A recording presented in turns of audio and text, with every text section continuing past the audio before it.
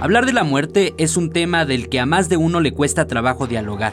Aunque se trate de un proceso al que todos los seres humanos algún día nos enfrentaremos, lo cierto es que cuesta mucho entenderlo por diversas razones. Bueno, es muy interesante porque nuestra cultura pareciera que tiene un doble discurso, porque hacemos calaveritas, nos disfrazamos de muerte, le ponemos altares, pero todo el mundo se va a morir menos yo. Por un lado. Y por otro, porque la muerte es uno de los temas de los que no se habla en casa. Y si resulta complicado entenderla, es mucho más difícil aceptarla. Porque nos acerca a nuestra finitud. ¿Cómo yo voy a dejar de disfrutar? Es como nunca va a acabar la fiesta, nadie quiere que acabe la fiesta. Sin embargo, el terminar la fiesta es parte de la fiesta. Si hacemos una analogía con la vida, la muerte es parte de la vida.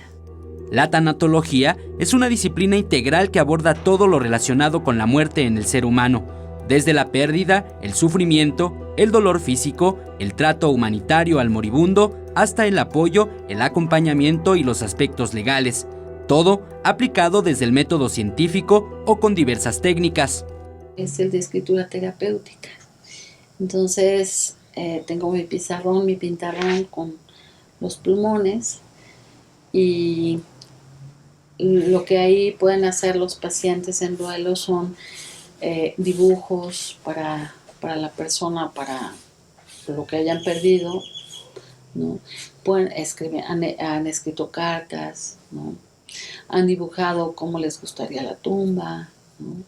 Han dibujado cómo visualizan, por ejemplo, la persona que falleció. En pocas palabras, la tanatología busca ayudar al bien morir, apoyándose de procedimientos terapéuticos efectivos. Por ello, resulta conveniente acudir con expertos para saber enfrentar este momento de la vida misma.